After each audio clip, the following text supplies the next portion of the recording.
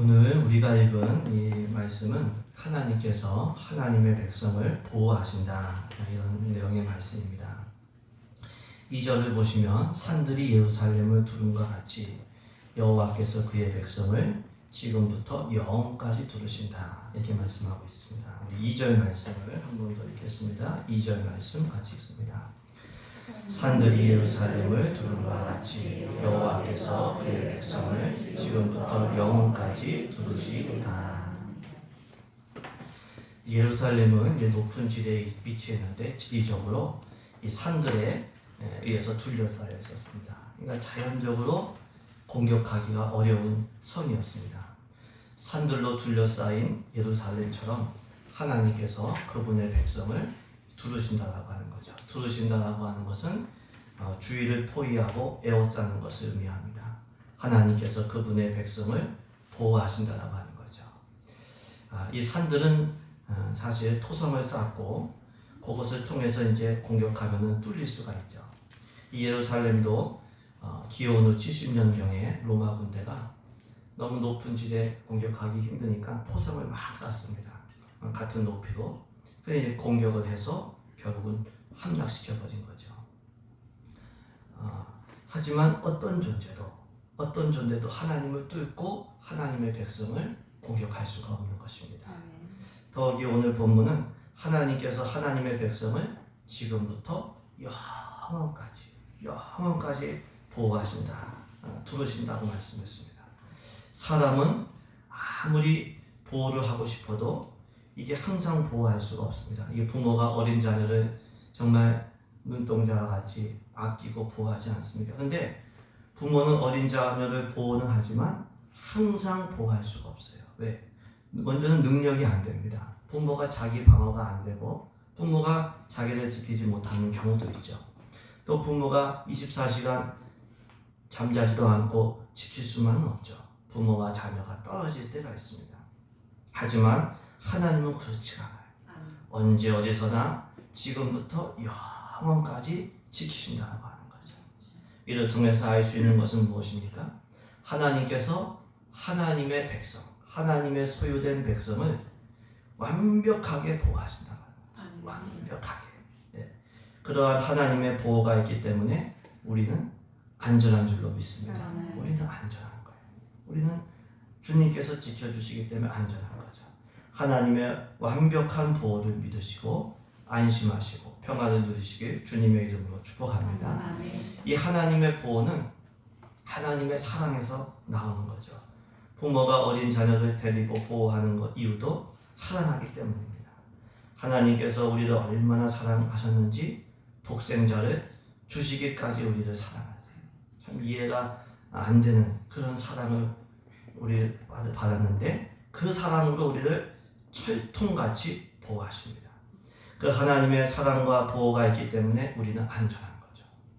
로마서 8장을 보시면 사도 바울은 이 하나님의 사랑과 보호를 노래하고 선포하고 있습니다. 누가 하나님의 사랑에서 우리를 끊을 수가 있겠냐? 환난이 와도 박해가 와도 위험이 와도 그게 없다는 소리는 아니에요. 그게 있어요. 근데 그리스도 안에 있는 하나님의 사랑에서 끊을 수가 없다. 천사들이 와도 피조물이 와도 어떤 피조물이라도 권세자들이 와도 그리스도의 사랑에서 끊을 수 없다고 했어요. 로마서 8장 36절부터를 보시면 기록된 바 우리가 종일 주를 위하여 죽임을 당하게 되며 도살을 당할 양같이 여김을 받았나이다 함과 같으니라. 그러나 이 모든 일에 우리를 사랑하시는 이로 말미암아 우리가 넉넉히 이기느니라. 내가 확신하노니 사망이나 생명이나 천사들이나 권세자들이나 현재일이나 장래일이나 능력이나 높음이나 깊음이나 다른 어떤 피조물이라도 우리를 우리 주 그리스도 예수 안에 있는 하나님의 사랑에서 끊을 수 없으리라. 하나님께서 사랑으로 우리를 보호하시는 줄로 믿습니다. 살 때도 보호하시고 죽을 때도 죽음 이후에도 보호하시는 거예요. 우리 그리스도인들도 도살당할 양같이 여김을 당할 때가 있습니다. 주님을 위하여 핍박당할 때도 있어요. 그런데 분명한 것은 하나님의 사랑에서 끊을 수가 없는 거죠. 이 사랑과 보호를 믿으시고 담대하시게 주님의 이름으로 축복합니다. 요한일서 5장 18절에서도 예수님께서 우리를 지키시기 때문에 악한 자가 우리를 만지지도 못한다고 했어요. 하나님께서 우리를 보호하시기 때문에 마귀는 우리를 어찌할 수가 없어요. 그러니까 세상 사람들과는 다른 거예요. 세상 사람들은 귀신 무서워서 이거 못하고 이사 가는 것도 손 없는 날 어쩌고저쩌고 이렇게 하지만 우리는 그렇지가 않아요. 우리는 예수님의 이름으로 마귀를 오히려 대적하고 쫓는다고 말씀하셨어요. 야고보서 4장 7절 마귀를 대적하라 그리하면 너희를 피하리라. 우리 안에 주님께서 계시기 때문에 우리는 보호를 받고 능력 있는 존재가 된 줄로 믿습니다. 이 하나님의 보호를 우리가 확신하려면 우리의 영안이 열려야 돼요. 열왕기하 6장에 보시면 아람 군대가 엘리사를 공격하기 위해서 엘리사 살고 있는 도단성을 에워쌌습니다. 에워싼 거예요. 그러니까 이 엘리사의 종이 두려움에 빠진 거예요. 이 아람 군대가 다 지금 다 몰려왔구나. 근데 엘리사가 하나님 이 종의 눈을 열어 보게 해달라고 기도하자 아람 군대보다 더 많은 하나님의 불말과 그 하나님의 불의 군대가 온 산을 가득하고 엘리사를 두른 것을 보게 된 거예요. 그러면 두렵지 않게 되죠. 우리의 영안이 열려서 하나님의 군대를 보고 하나님의 보호를 보고 담대하시길 예수님의 이름으로 축복합니다. 이처럼 하나님께서 하나님의 소유된 하나님의 백성을 완벽하게 영원토록 보호하십니다. 그래서 하나님의 보호 아래 있으면 이거는 어떤 것도 우리를 위협할 수가 없어요. 근데 문제는 뭐냐? 미혹을 당하여 죄를 짓고 하나님의 보호를 떠나는 거예요. 그러면 보호를 받기가 힘들어지게 되는 거죠. 오늘 본문 3절을 보시면 악인의 규가 의인들의 땅에서 그 권세를 누리지 못한다. 왜냐하면 하나님께서 의인들로 하여금 죄악의 손을 대지 않게 하시기 때문이다. 이렇게 말씀하고 있죠. 우리 3절 말씀을 한 번 더 읽겠습니다. 3절 말씀을 같이 읽습니다.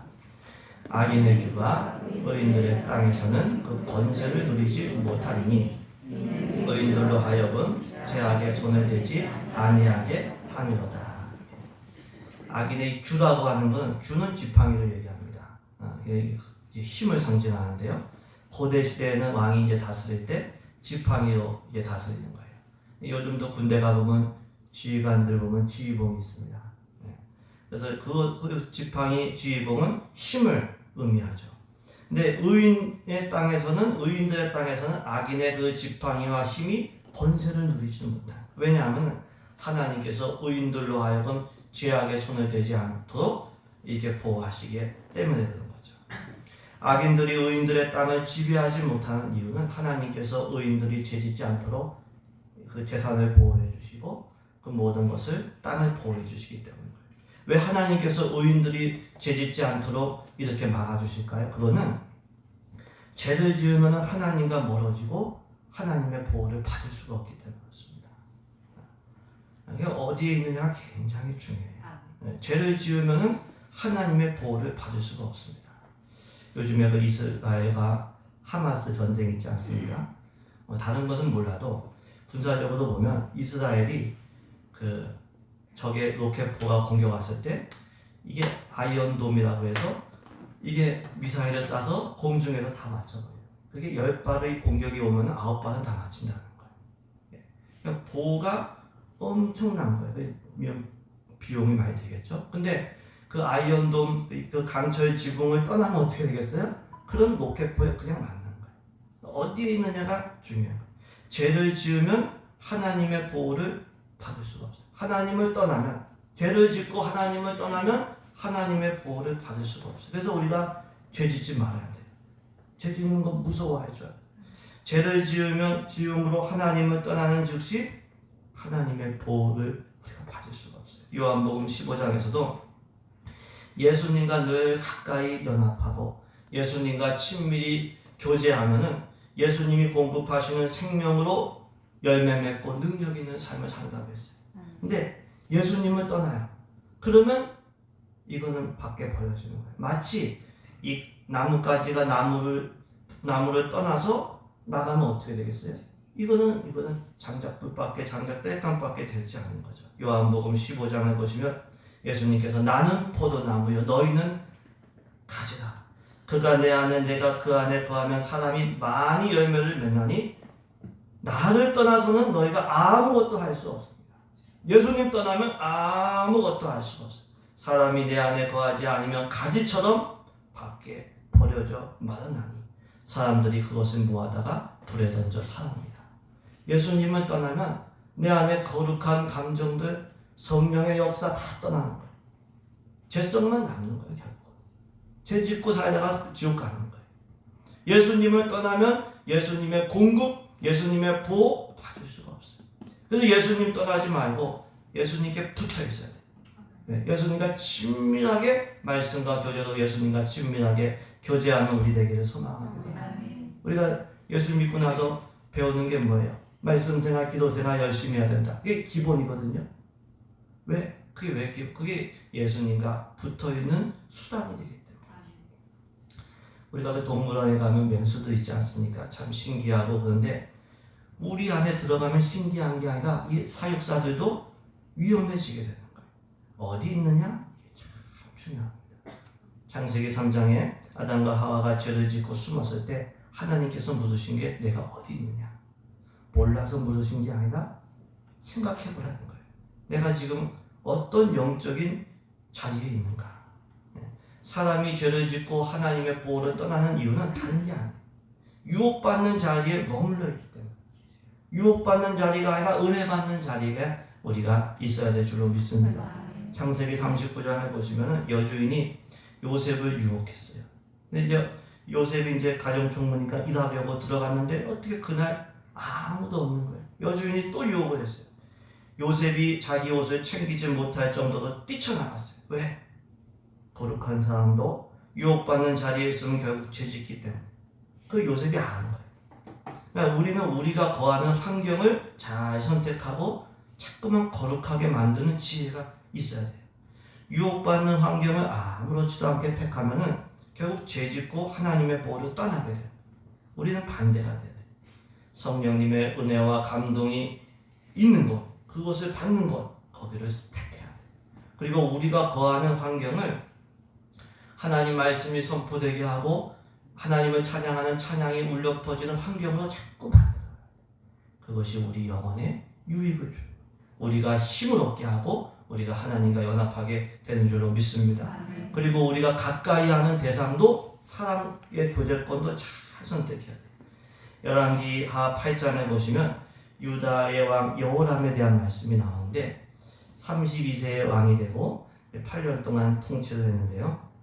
이스라엘 왕들의 길로 가서 평가합니다. 이스라엘 왕들의 길로 가서 아합의 집과 같이 되었다. 아합의 집과 같이 행했는데 아합의 집은 뭐냐면 자기만 우상 숭배한 게 아니라 백성들도 우상 숭배하는 아주 악한 왕이었습니다. 경제적으로는 좀 부유했어요. 북이스라엘이 그때. 근데 아주 영적으로는 타락하고 하나님을 떠난 그런 아합 왕이었는데요. 그렇게 이 여호람이 그렇게 아합의 길을 간 이유는 딴 데 있는 것이 아니라 아합의 딸이 그의 아내가 되었기 때문이다. 이렇게 말씀하고 있어요. 아합의 딸이. 그러니까 악하고 우상 숭배하는 왕의 딸, 그 집안과 결국 죄를 짓게 되는 거예요.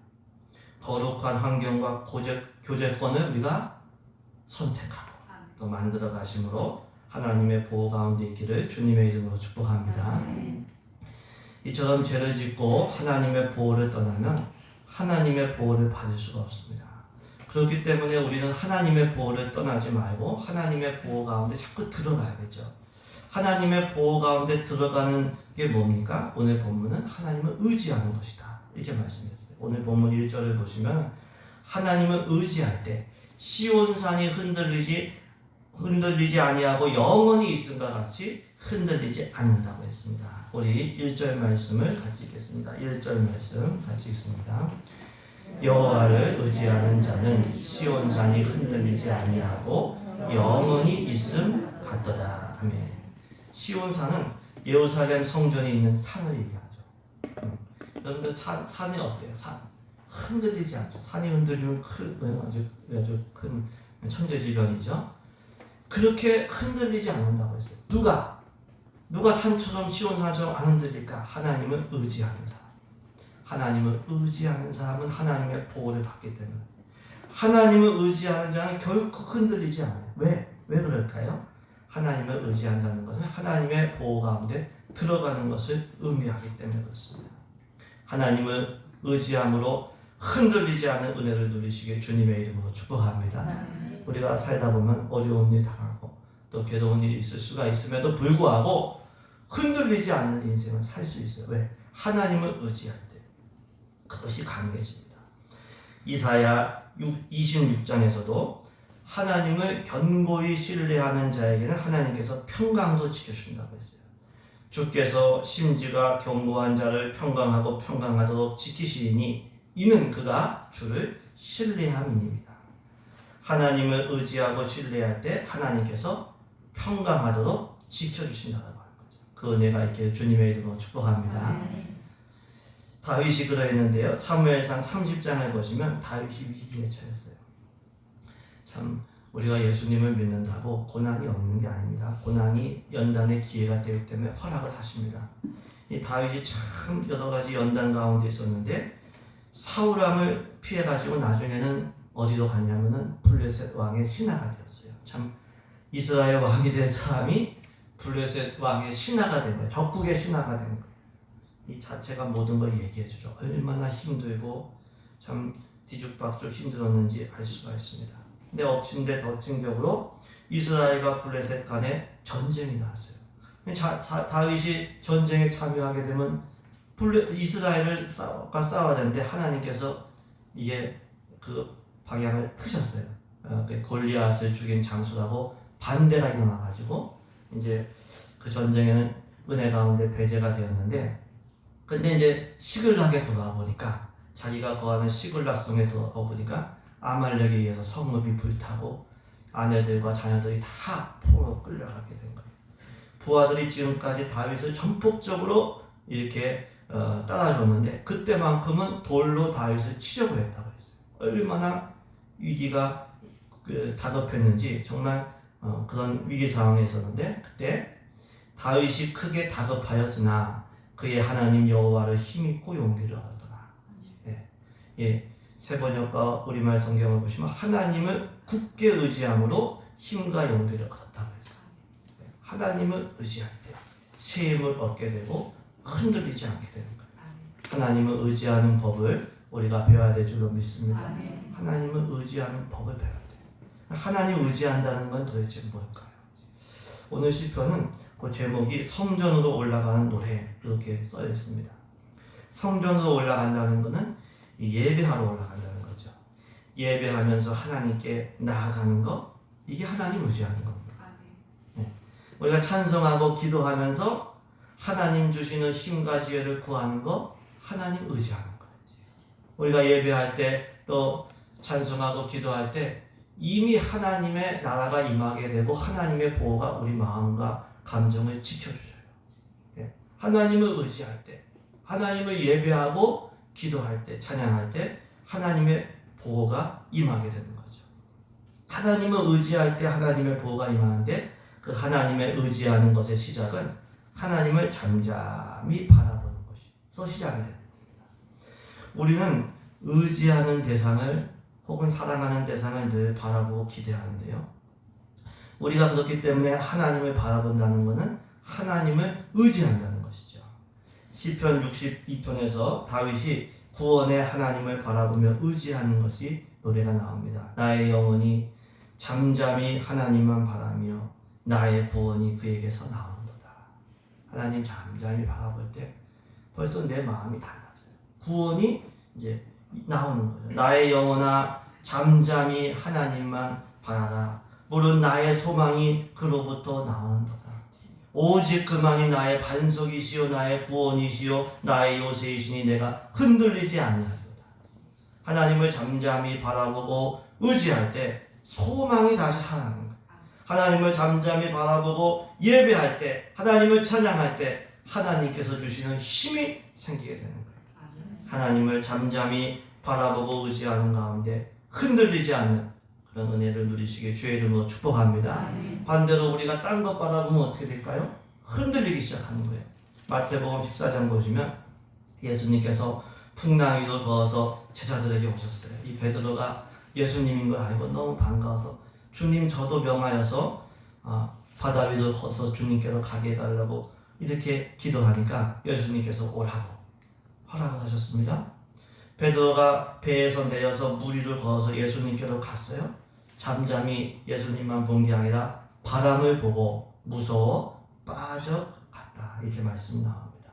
잠잠히 전능하신 예수님 바라보면, 구원의 예수님 바라보면 내 마음에 보호가 있고 구원이 생기고 믿음이 생기고 기적이 나요. 근데 예수님 바라보지 않고 바람 바라보고 장애물 바라보고 사람 바라보고 나의 연약함을 바라보기 시작하면 흔들리고 빠져가게 되는 거지. 우리는 무엇을 바라보느냐에 따라서 견고하게 서든지 흔들리든지가 결정이 되는 거예요. 믿음의 주여 온전하게 하시는 이 예수님을 바라보시길 바랍니다. 기도할 때도 장애물만 바라보고 기도하면 기도가 열리지가 않아요. 전능하신 하나님, 태초에 천지를 창조하신 하나님 바라보시고 기도하시고 흔들리지 않는 은혜를 누리시길 주의 이름으로 축복합니다. 이처럼 하나님의 보호는 하나님을 잠잠히 바라보고 의지하는 사람에게 임하는 거예요.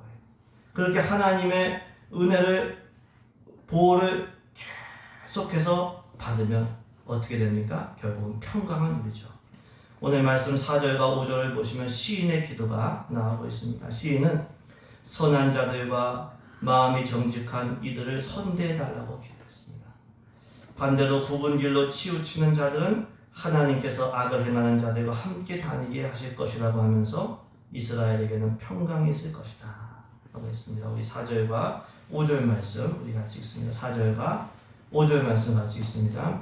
여호와여 선한 자들과 마음이 정직한 자들에게 선대하소서. 굽은 길로 치우치는 자들은 여호와께서 죄를 범하는 자들과 함께 다니게 하시도다. 이스라엘에게는 평강이 있을지어다. 아멘. 주님 여호와여 선한 자들과 마음이 정직한 자들을 선대해 주소서 기도합니다. 선하고 마음이 정직한 이들은 하나님 앞에서 바르게 살려고 애쓰는 하나님의 백성들을 의미하죠. 그들에게는, 이스라엘에게는 평강이 있을 것이다. 반대로 굽은 길로 치우치는 자들과 죄를 범하는 자들은 함께 있을 것이다 이렇게 했어요. 굽은 길로 치우친다는 것은 자기 죄성을 따라서 사는 것을 의미합니다. 자기 마음대로, 자기 죄성을 따라 그들은 죄를 범하는 자들과 함께 다니게 될 것이라고 했습니다. 이를 통해서 알 수 있는 것은 무엇입니까? 결국 자기가 행한 대로 거두게 된다는 거예요.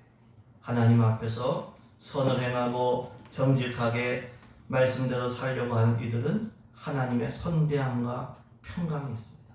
반대로요, 자기 죄성을 따라 악을 행하는 이들은 평강을 누리지 못하고 심판을 받게 됩니다. 그렇기 때문에 우리가 항상 하나님의 백성답게 살려고 노력해야 합니다. 하나님 앞에서 선하고 정직하게 살려고 할 때 하나님의 보호가 있어요. 그리고 평강을 누리게 돼요. 영원한 평강, 천국으로 인도함을 받습니다. 아까 처음에 하나님께서 그의 백성을 두르신다. 하나님께서 누구를 보호하셔요? 하나님의 백성. 그럼 하나님의 백성이 안 되면은 하나님의 보호를 받을 수가 없어요. 죄로부터, 위험으로부터, 지옥으로부터 받을 수가 없어요.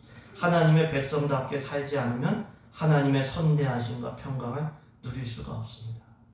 하나님의 백성은 어떻게 삽니까? 죄성대로 안 살고 말씀대로 하나님 기뻐하시는 뜻대로 사는 줄로 믿습니다. 그래서 우리는 내 마음대로 내 죄성대로 살지 않는 것을 철저하게 배워야 돼요. 이게 자기 부인입니다. 내 죄성대로 사는 게 아니라. 그럼 죄성대로 살면 게으름과 악함과 이기심과 죄짓게 됩니다. 망하게 돼요. 네, 말씀대로 살면 하나님께서 선대해 주시고 평강을 주시는 줄로 믿습니다. 지금은 우리가 선인과 악인이 함께 어울려 삽니다. 근데 심판의 때가 되면은 예수님을 믿는 이들, 또 예수님을 따르지 않는 이들, 이게 갈라지게 되는 거죠.